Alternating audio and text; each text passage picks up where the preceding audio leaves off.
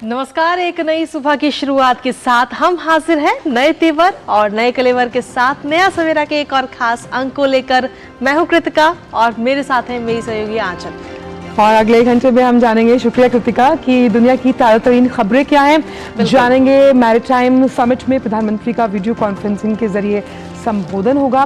साथ ही बात करेंगे इजराइल और फिलिस्तीन के संघर्ष को लेकर भी बात होगी। 69वें जो राष्ट्रीय फिल्म पुरस्कार है उसके बारे में भी। लेकिन पहले शुरुआत करते हैं सुभाषितम के साथ।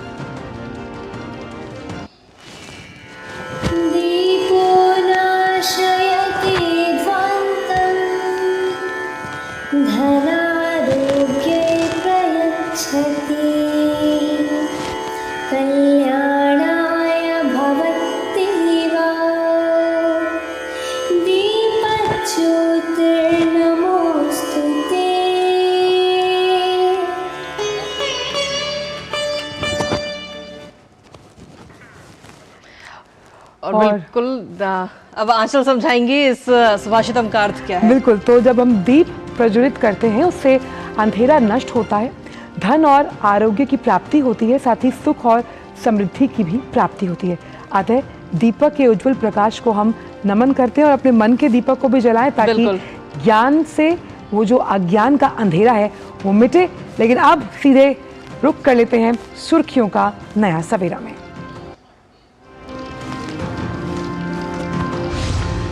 आज से मुंबई में शुरू होगा वैश्विक समुद्री भारत शिखर सम्मेलन। प्रधानमंत्री नरेंद्र मोदी करेंगे उद्घाटन। 23,000 करोड़ रुपए से ज्यादा की परियोजनाओं की होगी शुरुआत।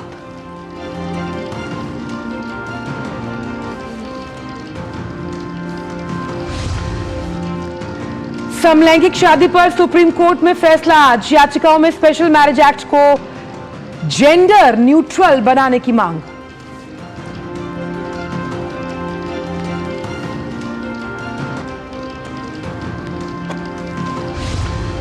चुनावी राज्यों में नेताओं की रैली हुई तेज। राजस्थान में प्रत्याशियों के नाम फाइनल करने के लिए कांग्रेस केंद्रीय चुनाव समिति की बैठक आज।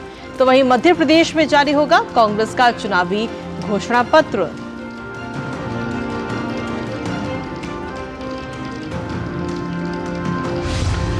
उनहत्तरवें राष्ट्रीय फिल्म पुरस्कार समारोह आज। राष्ट्रपति द्रौपदी मुर्मू करेंगी विजेताओं को सम्मानित। वहीदा रहमान को दिया जाएगा दादा साहब फाल्के अवार्ड।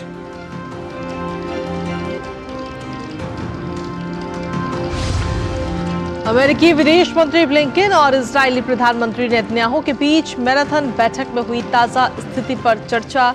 गजा को सहायता देने पर हुआ समझौता। कल बाइडेन करेंगे इजरायल का दौरा।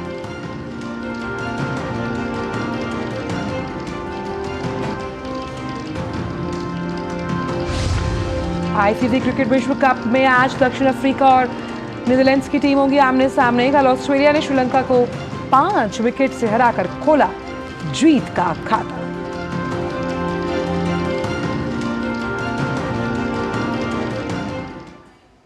तो नया सवेरा में देखते हैं सबसे पहले देश भर से जुड़ी कुछ खास खबरें। बिल्कुल, और देश भर से जुड़ी खास खबरों में सबसे पहले आज हम बात करते हैं मुंबई की, जहां आज से 19 अक्टूबर तक ग्लोबल मैरीटाइम इंडिया समिट 2023 का आयोजन होने जा रहा है, जिसका उद्घाटन प्रधानमंत्री नरेंद्र मोदी वीडियो कॉन्फ्रेंसिंग के जरिए करेंगे। ये सम्मेलन कितना महत्वपूर्ण है और इस दौरान प्रधानमंत्री देश को कौन सी नई परियोजनाओं की सौगात देने वाले, आइए देखते हैं इसी पर आधारित हमारी ये खास रिपोर्ट। प्रधानमंत्री नरेंद्र मोदी 17 अक्टूबर को वीडियो कॉन्फ्रेंसिंग के माध्यम से ग्लोबल मैरीटाइम इंडिया समिट यानी GMIS 2023 के तीसरे संस्करण का उद्घाटन करेंगे। यह शिखर सम्मेलन 17 से 19 अक्टूबर तक मुंबई के MMRDA मैदान में आयोजित किया जाएगा। इस कार्यक्रम के दौरान प्रधानमंत्री भारतीय समुद्री नीली अर्थव्यवस्था के लिए दीर्घकालिक रोड मैप अमृतकाल विजन 2047 का अनावरण करेंगे। 23,000 करोड़ रुपए से अधिक की परियोजनाओं द्वारा बंदरगाह सुविधाओं को बढ़ाने, टिकाऊ कार्यप्रणालियों को बढ़ावा देने और अंतर्राष्ट्रीय सहयोग को सुविधाजनक बनाने का उद्देश्य है। साथ ही प्रधानमंत्री गुजरात में दीनदयाल बंदरगाह प्राधिकरण में 4,500 करोड़ रुपए से अधिक की लागत से निर्मित होने वाले Tuna Tekra all weather deep draft terminal की आधारशिला रखेंगे। इसे सार्वजनिक निजी भागीदारी यानी पीपीपी के माध्यम से विकसित किया जाएगा। इस टर्मिनल के अंतर्राष्ट्रीय व्यापार केंद्र के रूप में उभरने की संभावना है। यह टर्मिनल भावी पीढ़ी के जहाजों का रखरखाव करेगा और भारत मध्य पूर्व यूरोप आर्थिक गलियारे यानी IMEEC के माध्यम से भारतीय व्यापार के लिए प्रवेश द्वार के रूप में कार्य करेगा। इस कार्यक्रम के दौरान प्रधानमंत्री समुद्री क्षेत्र में वैश्विक और राष्ट्रीय साझेदारी के लिए 7 लाख करोड़ से अधिक के 300 से अधिक समझौता ज्ञापन भी समर्पित करेंगे। देश के सबसे बड़े समुद्री कार्यक्रम में यूरोप, अफ्रीका, दक्षिण अमेरिका, मध्य एशिया, मध्य पूर्व एशिया और बिम्स्टेक क्षेत्रों के देशों का प्रतिनिधित्व करने वाले मंत्री भाग लेंगे। साथ ही दुनिया भर से वैश्विक CEO, व्यापारिक नेता, निवेशक, अधिकारी और अन्य हितधारक भी भाग लेंगे। इसके अलावा शिखर सम्मेलन में कई भारतीय राज्यों का प्रतिनिधित्व मंत्रियों और अन्य गणमान्य व्यक्तियों द्वारा भी किया जाएगा।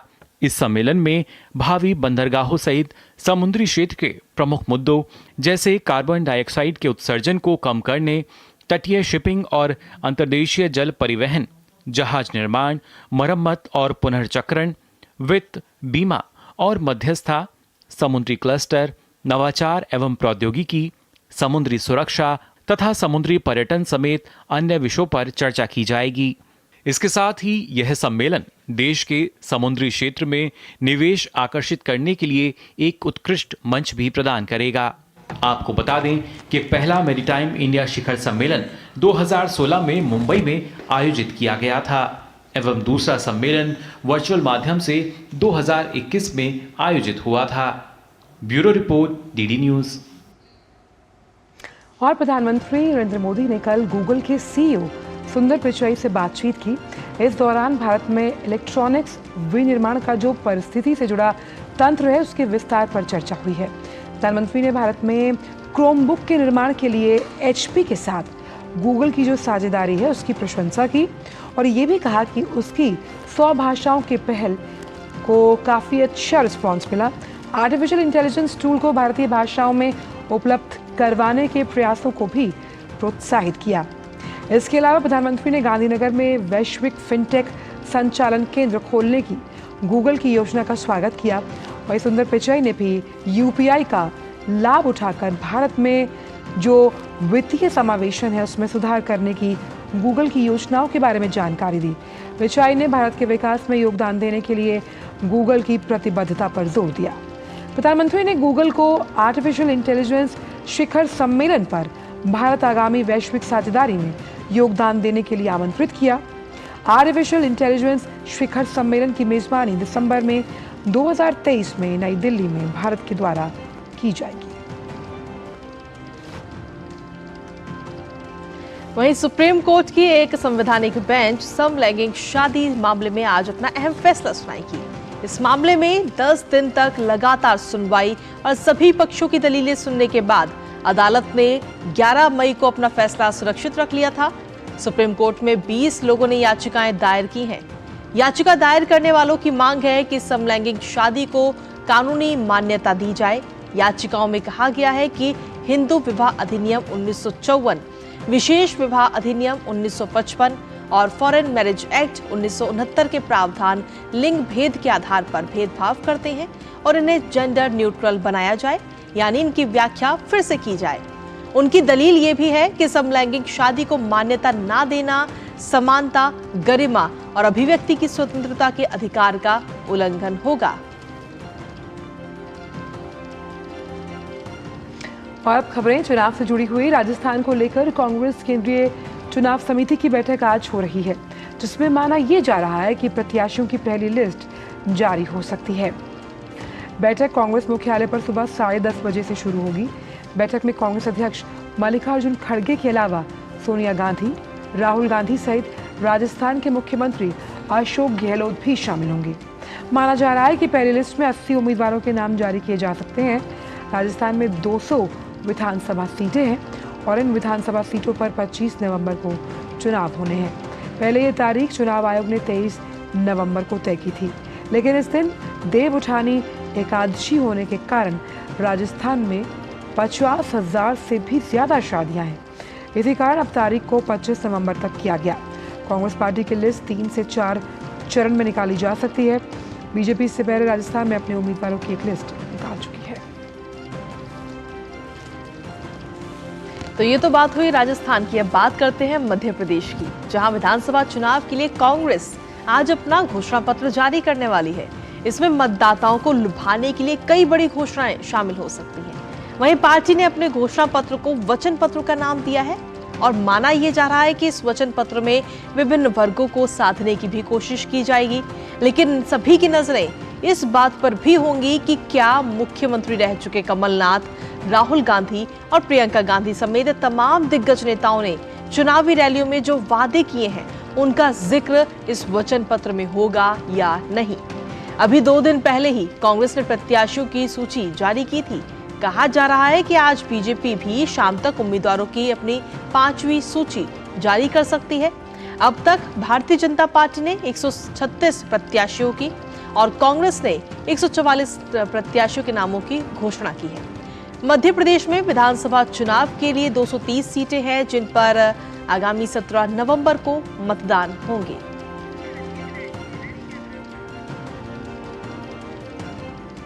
और भोपाल से ही जुड़ रहे हैं इस बड़ी खबर पर हमारे साथ अजीत द्विवेदी। अजीत, हम जानते हैं कि चुनावी समर की शुरुआत हो गई है और इस शंखनाद में आज मध्य प्रदेश जो है उसमें किस तरह से कांग्रेस की माथापच्ची सामने आएगी। खास तौर पर बीजेपी ने तो डेट्स आने से पहले ही अपने उम्मीदवारों की सूची जारी की थी। कांग्रेस के मन में क्या है? देखिए, कांग्रेस के मन में सत्ता में आना है और सत्ता में आने के लिए देखिए कांग्रेस सभी जोर लगा रही है, सभी तरह के प्रयास कर रही है। अगर हम बात करें तो कुछ दिन पहले ही जो कमलनाथ जो है वो स्पष्ट कर चुके हैं कि मध्य प्रदेश में किस तरीके से 11 वचन उन्होंने दिए थे, जिसमें कि किसानों की कर्ज माफी के साथ में फ्री बिजली, साथ ही महिलाओं को 1500 रुपए हर महीने देने के साथ ही 500 रुपए में गैस सिलेंडर के वादे उन्होंने किए थे। उन्होंने कहा था कि ये वचन है और मैं इसको पूरा करूंगा। तो कांग्रेस कोशिश कर रही है कि फ्री बी के माध्यम से कैसे भी करके मध्य प्रदेश में सत्ता में लौटा जाए, सत्ता में वापसी की जाए। और आप देख रहे हैं कि दूसरे राज्यों में भी कांग्रेस लगातार यही जो है यही तरीका अपना रही है। अगर आप तेलंगाना के घोषणा पत्र की वहां पर बात करें तो वहां पर जिस तरीके से चुनाव में 1 लाख रुपए और 1,16,000 जो है महिलाओं को देने की घोषणा की गई है, तो उसी तरीके से मध्य प्रदेश में कुछ महीने पहले से ही कांग्रेस ने बताना शुरू कर दिया था कि किस तरीके से वो मतदाताओं को लुभाएगी और किस तरीके से यहाँ पर सत्ता में आती की अगर तो वो यहाँ पर ओबीसी आरक्षण से लेकर तमाम जो मुद्दे रहे हैं, तमाम जो चीजें रही हैं, फ्री बी को लेकर कांग्रेस ने पहले ही साफ कर दिया था कि मध्य प्रदेश में ओल्ड पेंशन को लेकर कहा था कि ओल्ड पेंशन लागू की जाएगी। तो कांग्रेस कोशिश कर रही है किसी भी तरीके से यहाँ पे जनता को लुभाया जाए, उसके लिए खजाने खोल दिए जाए, कोई भी जो है कमी न छोड़ी जाए। उसको लेकर कमलनाथ लगातार तमाम मंचों से बात करते रहे और आज जब कांग्रेस का वचन पत्र जारी होने वाला है तो उसमें भी कहीं ना कहीं इसकी झलक दिखाई देगी, क्योंकि लगातार जो है तमाम जगह मध्य प्रदेश में पहली बार चुनाव हो रहा है विधानसभा में, जिसमें कि फ्री बी जो है एक बड़ा मुद्दा बना हुआ है। कांग्रेस ने इसकी शुरुआत बहुत पहले से कर दी थी। हालांकि मुख्यमंत्री शिवराज सिंह चौहान ने अभी कुछ दिन पहले ही इसकी काट में उन्होंने पहले ही जो है लाडली बहना योजना के माध्यम से जो है गरीब वर्ग को राहत पहुंचाने का काम किया। उनको करीब 1250 रुपए पर महीने और 450 रुपए में गैस सिलेंडर जो है वो उनको देने का काम शुरू कर दिया है। लेकिन कांग्रेस अब इससे बढ़ के भी आगे अपनी घोषणा पत्र में ला सकती है, क्योंकि कांग्रेस की कोशिश है कि मध्य प्रदेश में एक बार फिर सत्ता में वापसी की जाए और इसके लिए लोक लुभावन जो वादे हैं, लोक लुभावन जो योजनाएं हैं, उसके माध्यम से कांग्रेस कोशिश कर रही है कि एक बार फिर मध्य प्रदेश में सत्ता हासिल की जाए। और इसी को लेकर कांग्रेस में लगातार जो है मंथन चल रहा है। कमलनाथ कई महीनों पहले कई मंचों से ये तमाम घोषणाएं कर चुके हैं। अगर बात की जाए प्रत्याशियों की, मध्य प्रदेश में कांग्रेस की पहली सूची जारी हुई है रविवार को, 144 नाम जो है वो सामने आए हैं। उसके बाद से असंतोष जो है वो फूट पड़ा है। कई जो क्षेत्र है मध्य प्रदेश में, वहां पर जो छत्रप है वो जो है लगातार कांग्रेस कार्यालय पहुंच रहे हैं भोपाल में, तो वहां अपना विरोध प्रदर्शन जारी कर रहा है, वहां अपनी नाराजगी जो है वो दिखा रहे हैं। तो लगातार विरोध भी हो रहा है, लगातार जो लिस्ट जारी हुई है, हालांकि उसमें ज्यादातर पुराने नामों को ही तवज्जो दी है कांग्रेस ने। जो सिटिंग एमएलए है, अभी जो 96 एमएलए है कांग्रेस के, उसमें से 69 को टिकट दी गई है। यानी बहुत ज्यादा बदलाव कांग्रेस ने नहीं किया, जो कांग्रेस को डर भी है कि कहीं बहुत ज्यादा विद्रोह जो है वो खुल के सामने ना आ जाए। बिल्कुल, जो सिटिंग एमएलए है उनको ज्यादा तवज्जो दी गई है, लेकिन फिर भी विद्रोह जो है जारी है, विरोध जारी है और लगातार कांग्रेस भोपाल में बिल्कुल संख्या में पूरे मध्य प्रदेश के कांग्रेस के जो लीडर्स हैं, कांग्रेस के नेता है, वो वहां पर पहुंच रहे हैं। हालांकि आज बीजेपी की 5वीं सूची जारी हो सकती है, जिसमें कि कई बड़े नाम का जो है खुलासा बीजेपी आज कर सकती है, और अभी तक जो है 136 नाम बीजेपी और 144 नाम जो है कांग्रेस विधानसभा चुनाव में खुलासे कर चुकी है। एक बड़ी बात और है मध्य प्रदेश में, क्योंकि IMDI गठबंधन जो है वो यहाँ पर फेल होता हुआ दिखाई दे रहा है, क्योंकि मध्य प्रदेश में सपा और कांग्रेस वो आमने सामने आ गई है, और करीब 5 सीटों में सपा और कांग्रेस ने एक दूसरे के खिलाफ प्रत्याशी यहाँ पर उतार दिए हैं, और ये एक बड़ी बात है। क्योंकि मध्य प्रदेश में हालांकि कई दौर की बात हुई कमलनाथ और सपा प्रमुख है अखिलेश यादव में, लेकिन कोई भी सहमति जो है वो मध्य प्रदेश में नहीं बन पाई। और इसको लेकर देखिए एक बड़ी बात है कि मध्य प्रदेश जो विधानसभा चुनाव है, कमलनाथ कह रहे हैं कि गठबंधन हुआ है वो केंद्र के लिए हुआ है, लेकिन मध्य प्रदेश में साफ तौर पर जो IMDI गठबंधन है वो फेल होता दिखाई दे रहा है, और यहाँ पर सपा और कांग्रेस दोनों ही आमने सामने हैं, और दोनों ही आमने सामने चुनाव लड़ेंगे। और जो सूत्रों से खबर है अजीत, समय कम है हमारे पास। जी बिल्कुल, आप बात जो कह रहे हैं, हालांकि उत्तर प्रदेश में भी इसी तरह का गठबंधन सपा और कांग्रेस में हुआ था, वो एक अलग बात है, वो वहां भी नहीं चल पाया। बहुत बहुत शुक्रिया इन तमाम जानकारियों को हमसे साझा करने के लिए। बिल्कुल, और खबरों का सिलसिला भी नया सवेरा में यूं ही लगातार जारी है, लेकिन फिलहाल वक्त एक छोटे से ब्रेक का हो गया है। जल्द हाजिर होते हैं। मैं क्या जी सब जानते हैं, जहां दिखे मारियो, अपना समझ के खा लियो। अब क्या देख रहे हो पापा? तुम कहते हो ना कि स्टॉक मार्केट में बहुत सोच समझकर इन्वेस्ट करना चाहिए, बस थोड़ा सा ज्ञान ले रहा। किससे? हर एक स्टॉक्स एक्सपर्ट है, मस्त एजुकेशनल वीडियोस बनाता है और अच्छी इन्वेस्टमेंट की टिप्स भी देता है। पापा इन वीडियोस पे ना जाए, अपना रिसर्च खुद करें या सेबी रजिस्टर्ड इन्वेस्टमेंट एडवाइजर से संपर्क करें। एजुकेशन के नाम पर कुछ इन्फ्लुएंसर्स अक्सर इन्वेस्टर को मिसगाइड करते हैं, नुकसान आपका होगा। सोचकर समझकर इन्वेस्ट कर। होंगे बच्चे स्वस्थ भले फूलेगा बचपन, इन्हें पिलाओ मुगली घुट्टी 555। अर्जुन, एग्जाम्स में you made us really proud. अब आगे क्या सोचा है? पापा, मैंने IIT जाना है और इंजीनियर बनना है। Think IIT, think विद्या मंदिर। मैं क्या जी सब जानते हैं, जहां दिखे मारियो, अपना समझ के खा लियो।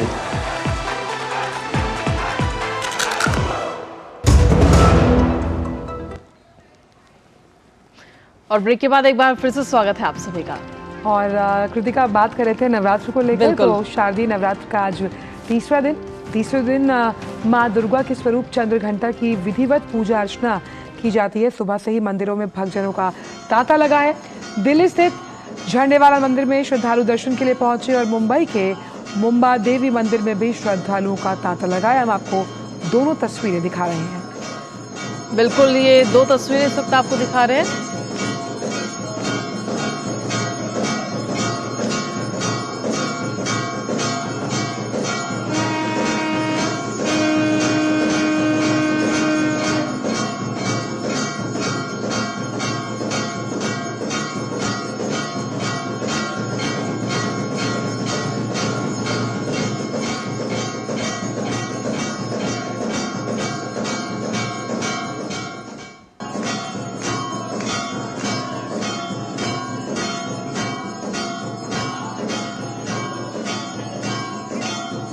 और तो ये 2 तस्वीरों के बाद अब आपको दिखा रहे हैं दिल्ली में होने वाली लवकुश रामलीला। दरअसल नवरात्र के दौरान दिल्ली के लाल किले पर लवकुश रामलीला का भी आयोजन किया गया है, और ये उस रामलीला की कुछ झलकियां आपको दिखा रहे हैं।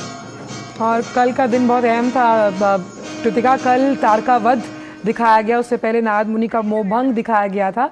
तो ये लवकुश रामलीला का जो मंचन है ये लगातार किया जा रहा है। और क्योंकि शारदीय नवरात्र की हम लगातार बात कर रहे हैं और ऐसे में दिल्ली के झंडेवालान का जिक्र ना हो, ऐसा कैसे हो सकता है। हमारे साथ हमारे संवाददाता चंद्रशेखर जुड़े हुए हैं। चंद्रशेखर, आज माँ चंद्रघंटा के स्वरूप की पूजा की जाती है। झंडेवाला मंदिर में किस तरह से भक्तगण श्रद्धा सुमन अर्पित कर रहे हैं अपनी माँ आराध्या को?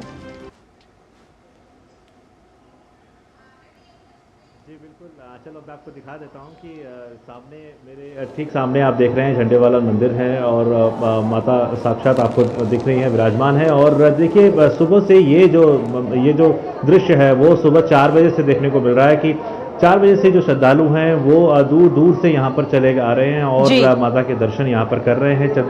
घंटा आज स्वरूप है और पूरे विशेष व्यवस्था यहाँ पर की गई है। लगातार यहाँ पे चौकियाँ चल रही हैं, अभी भी एक चौकी वहाँ पे समाप्त हुई है और दिन भर जो है वो चौकियों का सिलसिला यहाँ पर चल रहा है। आरती यहाँ पर की जा रही है, दर्शनाभिलाषी यहाँ पर आ रहे हैं। नवदुर्गा के रूपों का भी यहाँ पर मूर्ति यहाँ पर लगाई गई हैं जहाँ पे वो दर्शन कर रहे हैं। जयकारे आप सुन सकते हैं कि झंडे वाली माता के जयकारे जो है यहाँ पे लगातार लग रहे हैं, क्योंकि बहुत मान्यता है इस मंदिर की और नाना प्रकार से जो श्रद्धालु हैं वो यहाँ पर आकर के माता के साथ अपनी मन्नतें भी मांग रहे हैं, साथ ही साथ मन्नतें पूरी होने की खुशी भी जो है यहाँ पर जता रहे हैं। झोलियाँ यहाँ पर फैला रहे हैं, आगे हमने दृश्य में देख सकता हूँ। तो इस प्रकार से यहाँ पर जो है तो वो पूरे 9 दिन तक यहाँ पर ये माहौल जो है वो देखने को मिलेगा। चंद्रघंटा रूप है, मणिपुर चक्र जो है वो साधक जो होता है वो उस मुद्रा में होता है और ये एक ऐसा समय होता है जबकि ग्रह नक्षत्र ऐसी पोजीशन में होते हैं आंचल की वहाँ पर सबसे ज़्यादा साधना के जो है जो फल है वो बहुत जल्दी प्राप्त होता है। तो इसीलिए शारदीय नवरात्र का बहुत ज़्यादा महत्व यहाँ पर हो जाता है और इसको आप इन दृश्यों में देख सकते हैं कि किस प्रकार से लोग यहाँ पर चले आ रहे हैं दर्शन के। चंद्रशेखर, इस बार अगर मंदिर की बात करें तो किस तरीके की साज सजावट हमें देखने को वहां पर मिल रही है और भक्तों के लिए क्या कुछ विशेष सुविधा इस बार मंदिर समिति की तरफ से वहां रखी गई है? जी कृतिका, आप देख सकते हैं, अगर मैं कहूँ कैमरामैन से वो दिखाएं कि ये जो है वो पिकॉक कलर में इस बार यानी कि मोर के रंग में पूरा जो है इसको सजाया गया है और क्योंकि प्रकृति के सभी रंग कमोवेश वो लेकर के मोर रहता है तो वो उस तरीके से इसको सजाया गया है और कई प्राकृतिक रंग भी यहाँ पर देखने को मिलेंगे, कुछ आर्टिफिशियल यहाँ पर सजावट भी है, लेकिन ये पूरे मंदिर परिसर को बहुत ही खूबसूरत तरीके से यहाँ पर सजाया गया है। फूलों से प्राकृतिक रंग को भी इसमें संजोया गया है और इसके साथ साथ यहाँ पर जो कृष्ण हैं उनके चरण पादुकाएं यहाँ पर रखी गई हैं जिनके दर्शन करने के लिए लोग यहाँ पर आ रहे हैं।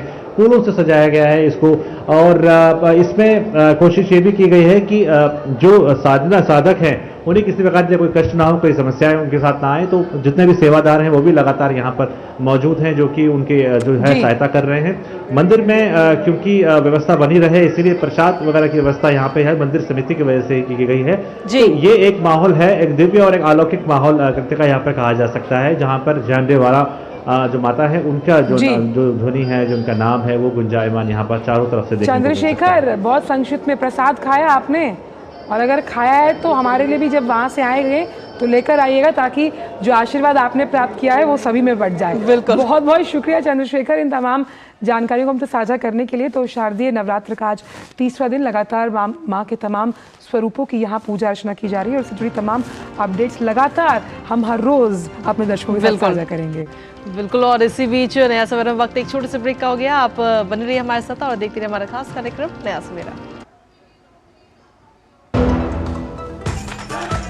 मैं क्या जी, सब जानते हैं जहां दिखे मारियो अपना समझ के खा लियो।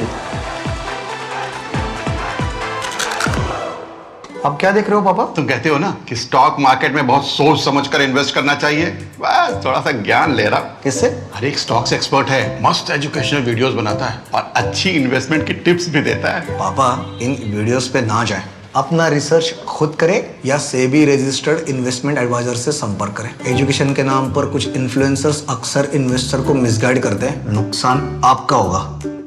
सोच कर समझ कर इन्वेस्ट कर। होंगे बच्चे स्वस्थ भले फूलेगा बचपन, इन्हें पिलाओ मुगली घुट्टी 555।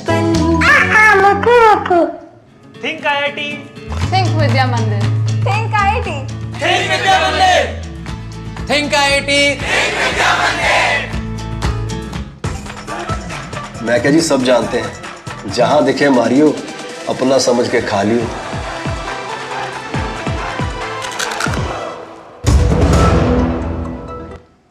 और ब्रेक के बाद एक बार फिर से स्वागत है आप सभी का।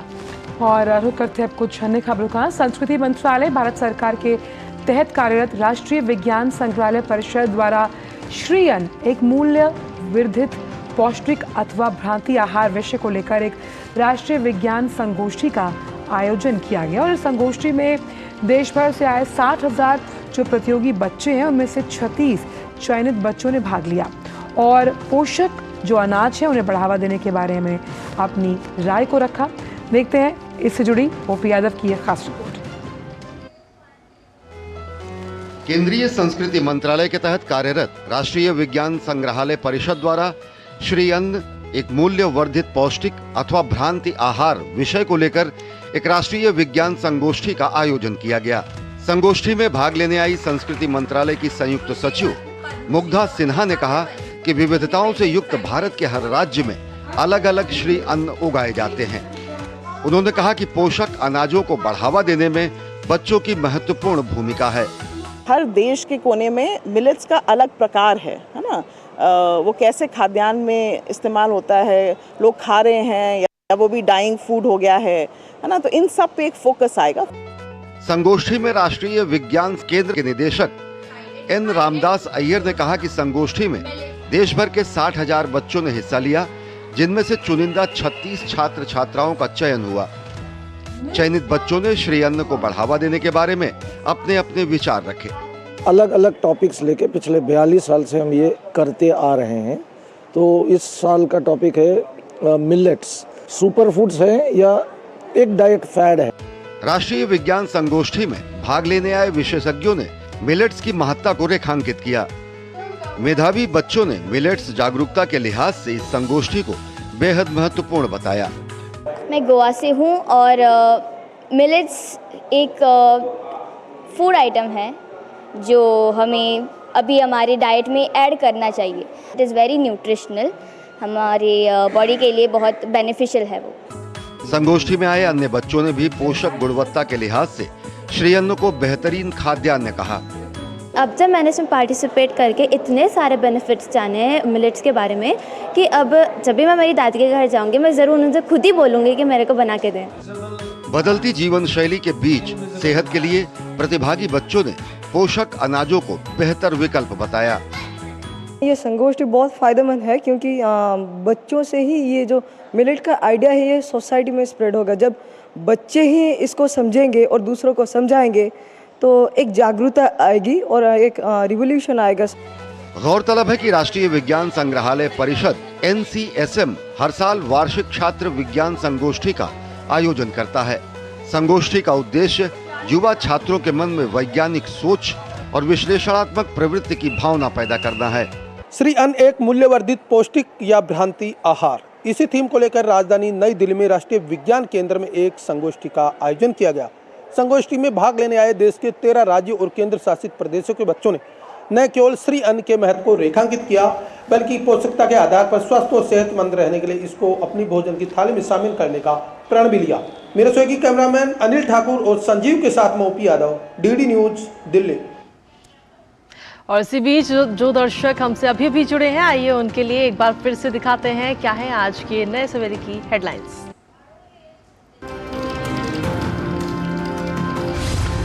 आज से मुंबई में शुरू होगा वैश्विक समुद्री भारत शिखर सम्मेलन। प्रधानमंत्री करेंगे उद्घाटन। 23,000 करोड़ रुपए से अधिक की परियोजनाओं की होगी शुरुआत।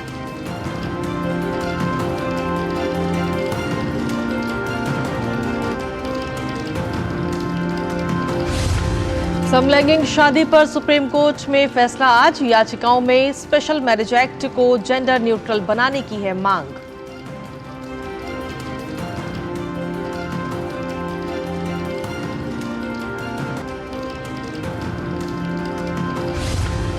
चुनावी राज्यों में नेताओं की रैली तेज। राजस्थान में प्रत्याशियों के नाम फाइनल करने के लिए कांग्रेस केंद्रीय चुनाव समिति की बैठक आज। तो वहीं मध्य प्रदेश में जारी होगा कांग्रेस का चुनावी घोषणा पत्र।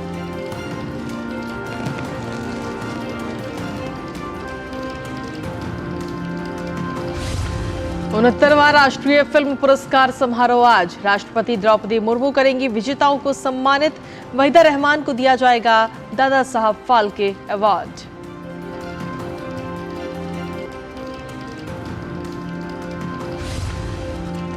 अमेरिकी विदेश मंत्री ब्लिंकन और इजरायली प्रधानमंत्री नेतन्याहू के बीच मैराथन बैठक में हुई ताजा स्थिति पर चर्चा। गजा को सहायता देने पर हुआ समझौता। कल बाइडेन करेंगे इस्रायल का दौरा।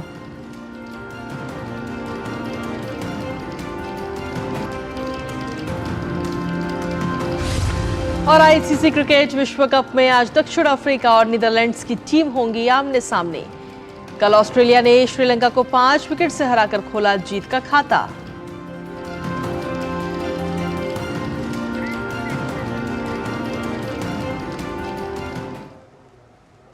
और अब बात करते हैं हमारे खास सेगमेंट अखबारों की सुर्खियों से जुड़ी हुई।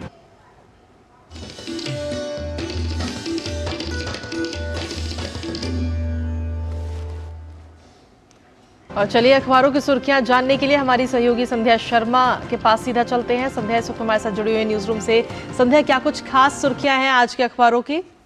जी कृतिका, हमारे इस खास सेगमेंट अखबारों की सुर्खियों की शुरुआत कर लेते हैं कल मौसम के बदले मिजाज के साथ, जिसे आज जनसत्ता अखबार ने अपनी पहली हेडलाइन बनाया है। साथ ही साथ बाकी अखबारों ने भी इसे प्रमुखता से लिया है। आपको बता दें कि मौसम विभाग ने पूर्वानुमान जताया था और उसी के अनुरूप कल पहाड़ों पर बर्फबारी हुई है और मैदानी इलाकों में बारिश हुई है, जिसकी वजह से मौसम का मिजाज बदला है और ठंड की आहट भी हुई है, ठंड भी महसूस की गई है। आपको बता दें कि हिमाचल, उत्तराखंड और कश्मीर में बर्फ गिरी है और दिल्ली एनसीआर में कल बारिश हुई है। इस खबर को आज हेडलाइन के साथ लिया गया है। अगली खबर है विदेश मंत्री डॉक्टर एस जयशंकर के आधिकारिक वियतनाम दौरे से जुड़ी हुई। 4 दिवसीय ये यात्रा है विदेश मंत्री की और उन्होंने अपने वियतनाम की कूटनीतिक अकादमी में हिंद प्रशांत क्षेत्र में भारत इस विषय पर संबोधन देते हुए ये बात कही कि हिंद प्रशांत में सहयोग भारत वियतनाम के हित में है और साथ ही साथ उन्होंने ये भी कहा कि आसियान के महत्व और क्वाड के योगदान पर अपनी बात में उन्होंने प्रकाश डाला। इस बात को भी आज सभी अखबारों ने प्रमुखता के साथ लिया है।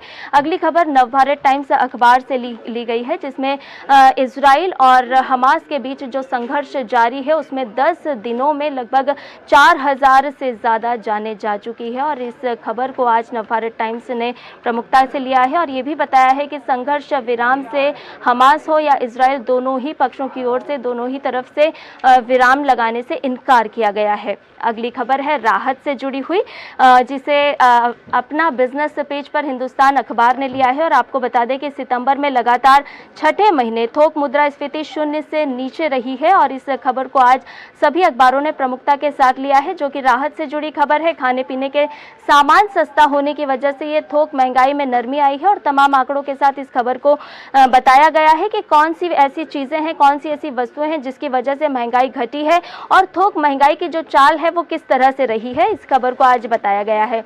और अगली खबर की बात कर लेते हैं, ये भी हिंदुस्तान अखबार से ली गई है।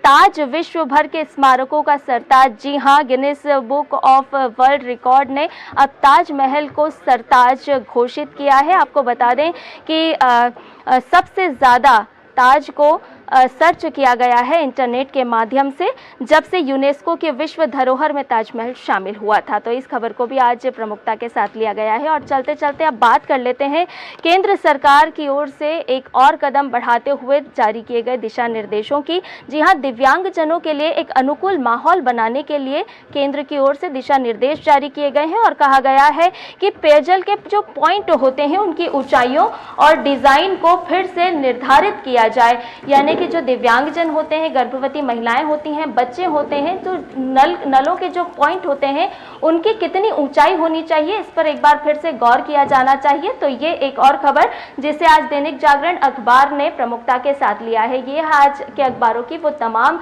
प्रमुख खबरें, खास खबरें जो हेडलाइन के साथ अखबारों में है। बहुत बहुत शुक्रिया संध्या, आप इतनी मेहनत करके तमाम अलग अलग क्षेत्रों से खबरें समेट कर लाई हमारे दर्शकों के लिए। और वक्त एक छोटे से ब्रेक रहा, आप देखते रहिए टीवी न्यूज़। मैं क्या जी, सब जानते हैं, जहां दिखे मारियो, अपना समझ के खा लियो। हो बिजनेस बढ़ाना, गुड़िया को पढ़ाना या मिसेस के साथ वेकेशन, लो मुथूट फाइनेंस गोल्ड लोन, भरोसा इंडिया का, भरोसा इंडिया का। मुथूट फाइनेंस, भारत का नंबर 1 सबसे भरोसेमंद financial services brand. Gold loan के लिए अभी कॉल करें 1-800-313-1212।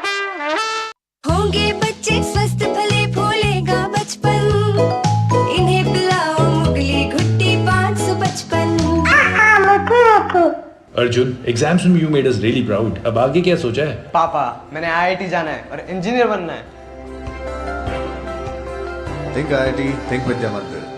पता है इन्वेस्टर्स के लिए एक इन्वेस्टर प्रोटेक्शन फंड होता है IPF। लेकिन अगर तुम्हारा ट्रेड एक्सचेंज पर एग्जीक्यूट नहीं हुआ या फिर कोई गारंटीड रिटर्न्स वाली स्कीम है तो ये IPF आपकी मदद नहीं कर सकता है।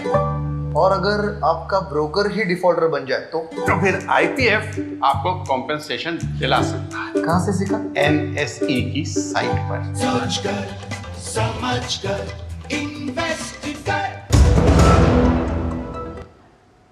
और ब्रेक के बाद एक बार फिर से स्वागत है आपका। अब देखते हैं दुनिया भर की कुछ खास अहम खबरें।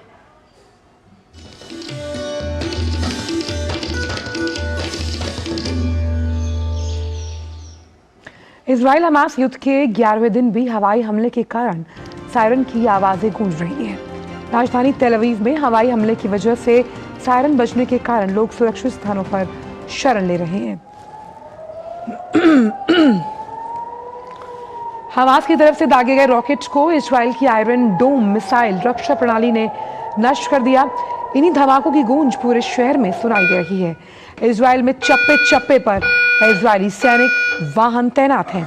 इजराइल ने आतंकवादी समूह हमास को उनके द्वारा किए गए हमले के प्रतिशोध में नष्ट करने का ऐलान किया। इजराइल हमास युद्ध के बीच अब तक सैकड़ों लोगों की जान जा चुकी है, जिनमें काफी संख्या में बच्चे भी शामिल हैं। वहीं संघर्ष में सैकड़ों लोग भी जख्मी हुए हैं।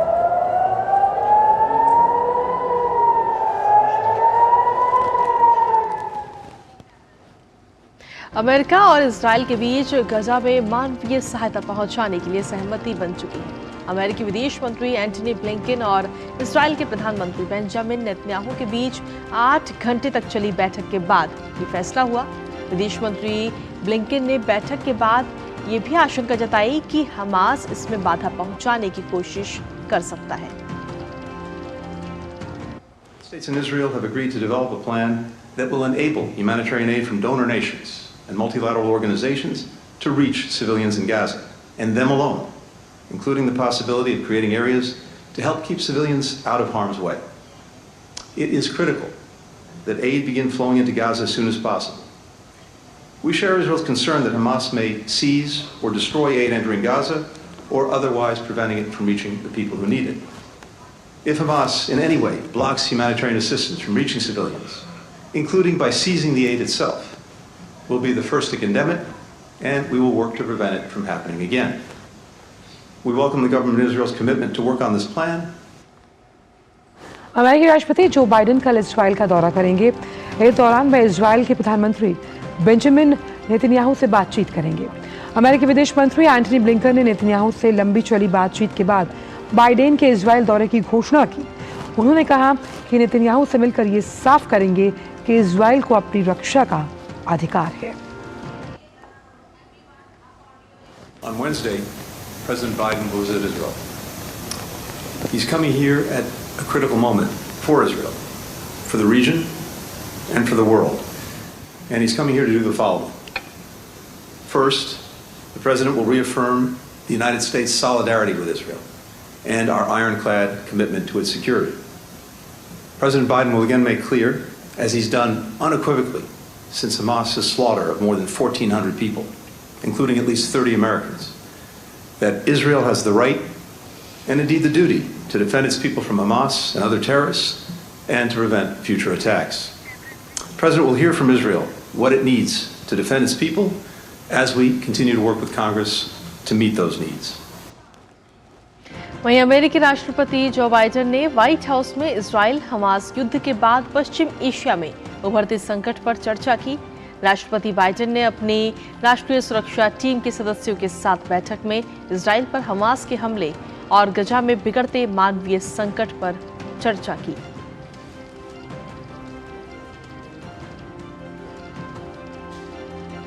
इजरायली सेना के प्रवक्ता रियर एडमिरल डैनियल हेगरी ने अमेरिकी राष्ट्रपति जो बाइडेन की इजराइल यात्रा को रणनीतिक महत्व का बताया।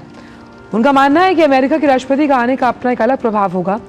इस दौरान युद्ध की स्थिति की समीक्षा होगी और पश्चिम एशिया में उभरती हुई अलग अलग जो परिस्थितियां हैं उन पर भी चर्चा की जाएगी। वहीं अमेरिका के पूर्व राष्ट्रपति डोनाल्ड ट्रंप ने वादा किया कि अगर वो फिर से राष्ट्रपति चुने जाते हैं तो वो हमास का समर्थन करने वाले अप्रवासियों को अमेरिका में आने से रोक देंगे। आयोवा में रैली को संबोधित करते हुए ट्रंप ने कहा कि वो फिलिस्तीनी आतंकवादी समूह का समर्थन करने वाले अप्रवासियों को गिरफ्तार करने और निर्वासित करने का भी आदेश देंगे। साथ ही उन्होंने कहा कि यहूदी विरोधी विदेशी छात्रों का वीजा भी रद्द कर देंगे।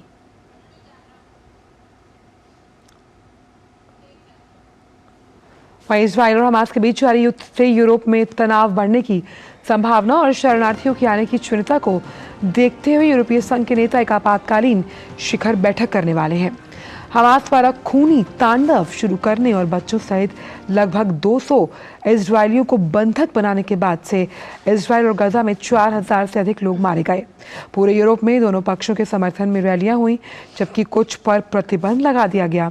यूरोपीय संघ परिषद के अध्यक्ष चार्ल्स मिशेल ने कहा कि सुरक्षा की दृष्टि से युद्ध का यूरोप पर बुरा असर पड़ सकता है। यूरोपीय संघ और अमेरिकी हमास को एक आतंकवादी संगठन मानते हैं। पेरिस के लोवर संग्रहालय और वर्सेल्स पैलेस ने सप्ताह के अंत में बम की धमकी मिलने के बाद जो विजिटर्स हैं और कर्मचारियों को वहां से खाली कराया, जबकि फ्रांस की सरकार ने एक संदिग्ध इस्लामी चरमपंथी द्वारा एक स्कूल में चाकूबाजी के बाद देश भर में सुरक्षा बढ़ाने के लिए 7000 सैनिकों को तैनात करना शुरू कर दिया। जर्मनी ने भी सुरक्षा बढ़ा दी है। बर्लिन ने इजराइल को सैन्य मदद की पेशकश की और घरेलू स्तर पर हमास के समर्थन पर रोक लगाने का वादा किया है। वहीं यूरोपीय संघ ने गजा में मानवीय सहायता पहुंचाने के उद्देश्य से मिस्र तक एयर ब्रिज ऑपरेशन शुरू करने की घोषणा की है। इसका उद्देश्य अलग अलग संगठनों से पहुंचाई जा रही सहायता को गजा तक पहुंचाना है। यूरोपीय आयोग की अध्यक्ष उर्सुला वॉन डेर लेयन ने अल्बानिया के तिराना में एक प्रेस वार्ता के दौरान घोषणा करते हुए कहा कि ईयू ने अपनी मानवीय सहायता को तिगुना बढ़ाने का फैसला किया। गजा में नागरिकों को सहायता पहुंचाने के लिए ईयू अब 7.5 करोड़ यूरो से ज्यादा की सहायता मुहैया कराएगा। इसी प्रेस वार्ता के दौरान जर्मनी के चांसलर ओलाफ शोल्स ने इजराइल के साथ एकजुटता दिखाते हुए सुरक्षा स्थिति के मुद्दे पर भी चर्चा की और साथ ही संघर्ष को आगे बढ़ने से रोकने पर भी चर्चा की।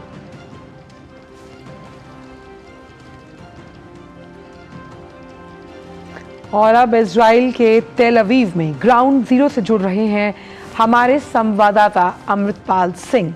अमृत, आपसे जानना चाहेंगे कि क्या इजराइल और हमास के बीच जारी संघर्ष में सीज फायर होने की कोई संभावना आपको दिख रही है?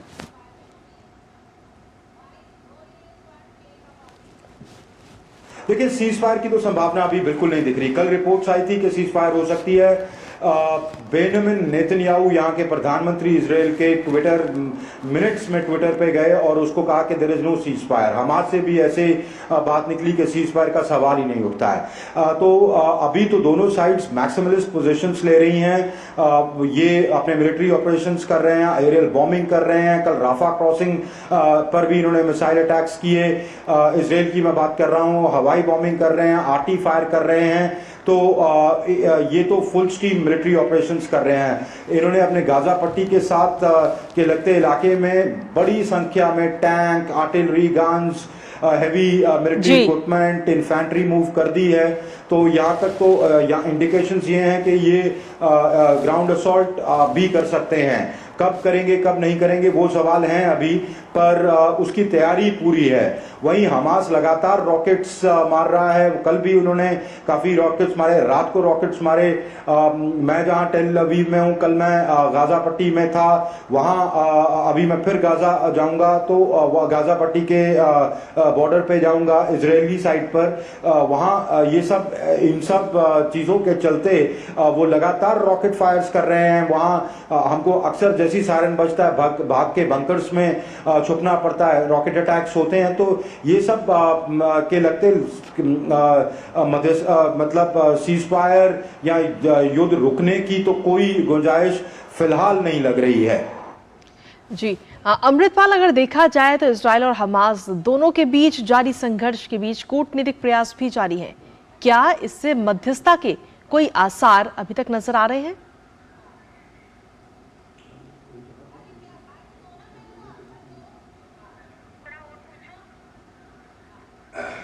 जी आवाज मिल पा रही है मेरी आपको?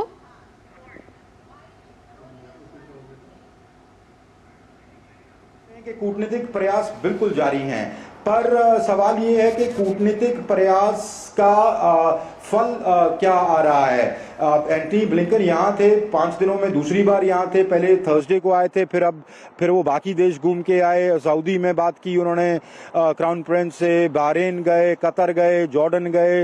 वहाँ जो बाइडन ने बात की महमूद अब्बास से, नेतन्याहू से कई बार बात कर ली। तो कूटनीतिक प्रयास तो चल ही रहे हैं, पर बात यह है कि मध्यस्थता तो तब हो जब दोनों साइड्स सुनने के मूड में हो। अभी फिलहाल जैसे मैंने कहा कि दोनों साइड्स बैक डाउन नहीं कर रही हैं, दोनों ने मैक्सिमलिस्ट पोजीशंस ली हुई हैं। इजराइल की स्ट्रैटेजी ये है कि बाद में देखा जाएगा कि रोकना है नहीं रोकना, कैसे रोकना है, पर अभी तो हमास को ये कहते हैं हम खत्म कर देंगे, पर अगर खत्म ना भी कर पाए, ये इनका लक्ष्य ये होगा, ऑब्जेक्टिव ये होगा कि उनको इतना वीकन कर दें कि उनकी हमायत ना हो सके, कि दोबारा वो ऐसी हिमायत ना कर सकें कि ऐसा अटैक करें। तो इसके जब तक ये ऑब्जेक्टिव नहीं अचीव करता इजराइल, वो बिल्कुल किसी कीमत पर इस अपनी पोजीशन से बैक डाउन या अपने मिलिट्री ऑपरेशंस को कम करने की बात नहीं करता। कल रफा क्रॉसिंग पे की बात हुई कि खुलने को है, पर फिर वही हुआ, थोड़ी देर खुला, फिर उसके तुरंत बाद इन्होंने इजरायलीज ने एयर स्ट्राइक्स कर दी, वहां पर मिसाइल स्ट्राइक्स कर दी अपने लड़ाकू विमानों से, तो फिर रुक गया। तो ये सब समस्याएं हैं। डिप्लोमेसी ऑन है, कह रहे हैं कि जो बाइडेन भी यहां आ सकते हैं, हालांकि इसकी आधिकारिक पुष्टि ना व्हाइट हाउस ने की है ना यहां के फॉरेन ऑफिस ने की है, पर ये रिपोर्ट्स हैं कि जो बाइडेन इस हफ्ते यहां आ सकते हैं, जर्मन चांसलर आ सकते हैं। तो हेक्टिक डिप्लोमेसी तो ऑन है, पर सवाल ये है कि डिप्लोमेसी अभी का जो कुछ रिजल्ट्स हैं या कॉन्क्रीट रिजल्ट्स हैं, वो आते दिख नहीं रहे, कम से कम युद्ध रोकने के। हो सकता है कि कोई विंडो सीज फायर की दे दें कि थोड़ी ह्यूमैनिटेरियन एड जा सके, या जो फॉरेन नेशनल्स अगर हमास मान जाए उनको छोड़ने को, वो वहां से निकल जाएं, या हॉस्टेजेस मान जाएं, ये हमास मान जाए छोड़ने को, तो वो पर अभी संभावनाएं हैं। कुछ अभी तक ऐसे प्रयास हो रहे हैं, पर उसका कुछ ठोस फल निकलता अभी तक नहीं नजर आ रहा है। बिल्कुल, आप नज़र बनाए रखिएगा अमृत, हम आगे भी आपसे लगातार इस बड़े मामले पर अपडेट्स लेते रहेंगे। बहुत बहुत शुक्रिया इन तमाम जानकारियों को हमसे साझा करने के लिए। बिल्कुल, और इसी के साथ बुलेटिन वक्त एक छोटे से ब्रेक का हो गया। आप बने रहिए हमारे साथ, देखते रहिए डीडी न्यूज़। मैं क्या जी, सब जानते हैं, जहां दिखे मारियो, अपना समझ के खा लियो। तुम्हें पता है इन्वेस्टर्स के लिए एक इन्वेस्टर प्रोटेक्शन फंड होता है, IPF। लेकिन अगर तुम्हारा ट्रेड एक्सचेंज पर एग्जीक्यूट नहीं हुआ या फिर कोई गारंटीड रिटर्न्स वाली स्कीम है, तो ये IPF आपकी मदद नहीं कर सकता है। और अगर आपका ब्रोकर ही डिफॉल्टर बन जाए तो फिर IPF आपको कॉम्पेंसेशन दिला सकता है। कहां से सीखा? NSE की साइट पर। सोचकर समझकर इन्वेस्ट कर। और ब्रेक के बाद एक बार फिर से स्वागत है आप सभी का। और अब बात करते हैं कारोबार जगत की, लेकिन फटाफट अंदाज में।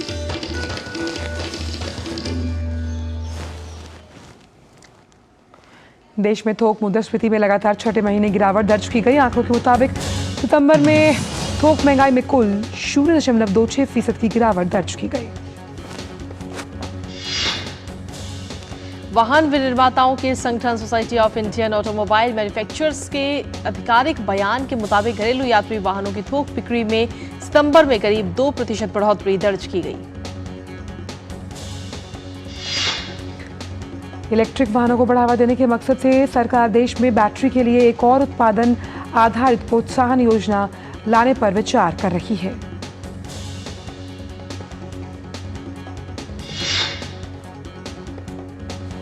और केंद्रीय मंत्री आर के सिंह ने यह जानकारी दी। बात करते हैं एयर इंडिया की। सरकार ने वाणिज्यिक पायलट लाइसेंस की वैधता की अवधि को 10 साल करने की कोशिश की है, और इससे जो वाणिज्यिक क्षेत्र है उसे सुगम बनाया जा सकेगा। यानी अब उसकी वाणिज्यिक अवधि 10 साल की कर दी गई है। और इसी के साथ खबरों में आगे बढ़ते हुए नया सवेरा में अब देखते हैं खबरें खेल जगत से।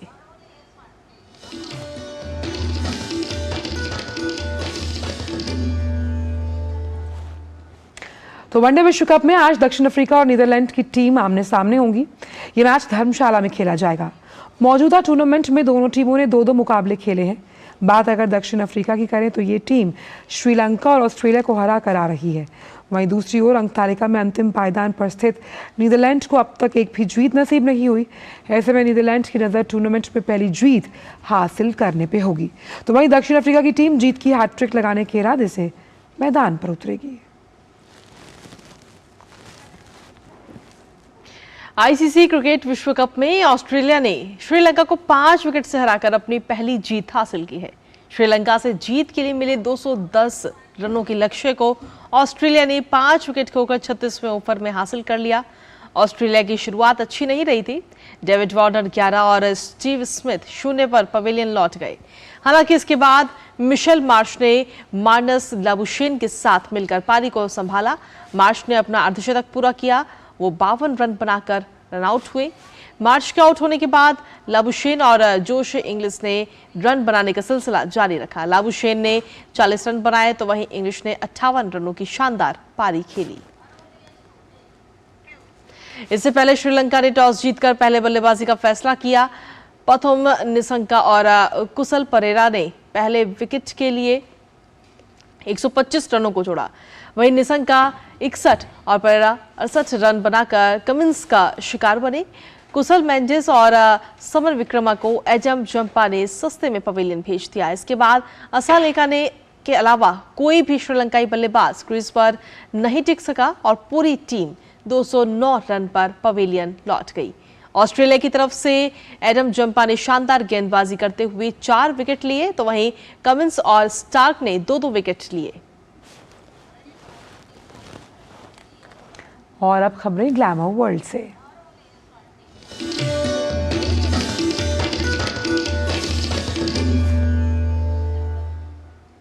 तो आज फिल्म जगत के सबसे प्रतिष्ठित पुरस्कार राष्ट्रीय फिल्म पुरस्कार दिए जाएंगे। दिल्ली में आयोजित भव्य समारोह में राष्ट्रपति सभी विजेताओं को आज सम्मानित करेंगी और इस बार 31 फीचर और 24 नॉन फीचर श्रेणियों में पुरस्कार दिए जाएंगे। इस समारोह में मशहूर अभिनेत्री वहीदा रहमान को भी दादा साहेब फाल्के सम्मान से सम्मानित किया जाएगा। अपने देश से बड़ा कोई धर्म नहीं होता।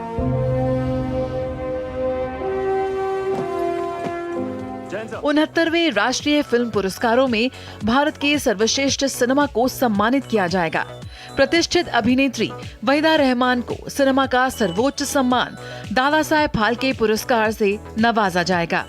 पुष्पा फिल्म के लिए अल्लू अर्जुन को सर्वश्रेष्ठ अभिनेता चुना गया है। पुष्पा के लिए देवी श्री प्रसाद ने सर्वश्रेष्ठ संगीत निर्देशन का पुरस्कार भी हासिल किया है। सर्वश्रेष्ठ अभिनेत्री का पुरस्कार दिया जाएगा फिल्म गंगूबाई काठियावाड़ी के लिए आलिया भट्ट को और फिल्म मिमी के लिए कृति सनन को। मिमी के लिए पंकज त्रिपाठी को सर्वश्रेष्ठ सह अभिनेता चुना गया है। रॉकेटरी नाम्बी इफेक्ट्स को बेस्ट फीचर फिल्म चुना गया है और इसके लिए बतौर डायरेक्टर आर माधवन को भी पहली बार इस सम्मान से नवाजा जाएगा। राष्ट्रीय एकता पर सर्वश्रेष्ठ फीचर फिल्म के लिए नरगिस दत्त पुरस्कार हासिल किया द कश्मीर फाइल्स ने। इसी फिल्म के लिए पल्लवी जोशी को सर्वश्रेष्ठ सह अभिनेत्री का पुरस्कार दिया जाएगा। सर्वश्रेष्ठ निर्देशक का पुरस्कार गोदावरी द होली वाटर के लिए निखिल महाजन को दिया जाएगा। 69वें राष्ट्रीय फिल्म पुरस्कारों में RRR ने भी कई पुरस्कार जीते। RRR को संपूर्ण मनोरंजन प्रदान करने वाली सर्वश्रेष्ठ लोकप्रिय फिल्म के साथ साथ सर्वश्रेष्ठ संगीत निर्देशन, बैकग्राउंड म्यूजिक, सर्वश्रेष्ठ गायक, सर्वश्रेष्ठ कोरियोग्राफी, बेस्ट स्पेशल इफेक्ट्स और बेस्ट स्टंट कोरियोग्राफी का भी पुरस्कार मिला है। सर्वश्रेष्ठ बाल कलाकार का पुरस्कार हासिल किया है भाविन रबारी ने फिल्म छेलो शो के लिए। छेलो शो को सर्वश्रेष्ठ गुजराती फिल्म का पुरस्कार भी हासिल हुआ है। 2021 was a year which was affected by COVID in a way, but we got a tremendous response from the film industry. We got about 280 feature films in 20 languages and several non-feature films also. So the competition was pretty stiff, and the jury has done an excellent job in picking up the best of the lot. Rajiv Vijaykar द्वारा लिखी किताब music by Laxmikant Pyarelal the incredibly melodious journey को cinema पर सर्वश्रेष्ठ पुस्तक का पुरस्कार दिया जाएगा। 69वें राष्ट्रीय फिल्म पुरस्कारों ने फिर ये साबित किया कि बात विषय की हो या तकनीक की, प्रसिद्धि की या दक्षता की, भारतीय फिल्में साल दर साल नए आयामों को छू रही हैं। साइमा खान के साथ जया सिन्हा, डीडी न्यूज, दिल्ली। वहीदा रहमान, और उन्होंने एवरग्रीन देवानंद के साथ कई ऐसी फिल्में की जिनकी मिसाल कई पीढ़ियों तक दी जाती रहेगी। देव साहब से जुड़ी कुछ यादें वहीदा रहमान ने डीडी न्यूज से विशेष बातचीत में साझा की हैं। आइए आपको सुनवाते हैं। कुछ दशक पहले के वक्त में ले चलते हैं, 1950-60 का वो दशक जब आपने फिल्मों में, हिंदी फिल्मों में आपने पदार्पण किया और आपको मुंबई में किसी को जानते नहीं थे। ये सोचकर भी अचंभा होता है कि आप मुंबई में किसी को नहीं जानते और माया नगरी में आप पहुंचे और आपका स्क्रीन टेस्ट हुआ बाकायदा और आप देव साहब के ऑपोजिट एक्ट कर रही थी। बिल्कुल। जब आपको पता चला, क्योंकि आप बहुत फैन थे देव साहब के, जब आपको पता चला कि मैं देव साहब के सामने हीरोइन बनने वाली हूँ, क्या रिएक्शन था? बहुत बहुत अच्छा लगा। मतलब आई कुडंट बिलीव कि मैं और देव के साथ, तो वो बहुत मिलनसार, अच्छे, डिसेंट आदमी थे। तो पहली बार जब इंट्रोड्यूस करवाया गया तो मैंने कहा देव साहब आपसे मिलके मैं कहना चाह रही थी, खुशी हूँ। तो कहने लगे देव साहब नहीं कहोगे तुम। मैंने कहा आप मुझसे बड़े हैं और इतने बड़े स्टार हैं, ये मेरी पहली पिक्चर है और मैं इतनी बदतमीज़ नहीं हूँ कि मैं देव कहूँ। बोले नहीं तुमको बुलाना पड़ेगा, नहीं तो आई डोंट फील कंफर्टेबल, ऐसा लगता बहुत दूरी है। और वहीदा रहमान के साथ ये विशेष साक्षात्कार आप देख सकते हैं आज शाम 5:30 बजे और रात 9:30 बजे सिर्फ डीडी न्यूज़ पर। बिल्कुल, और इसी के साथ अब चलिए बात करते हैं मौसम के मिजाज की।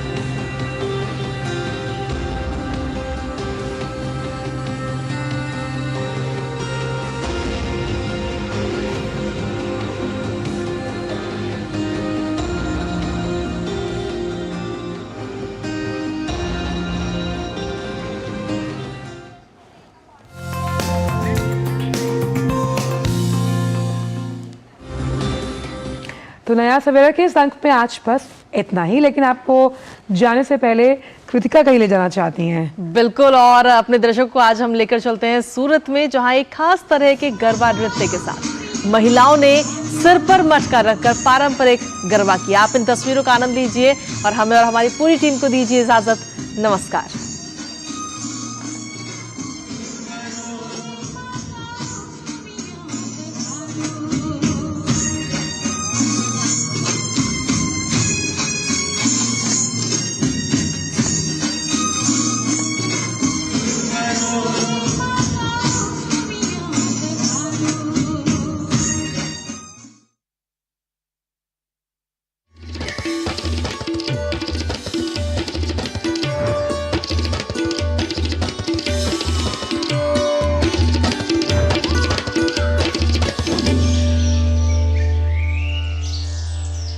नया सवेरा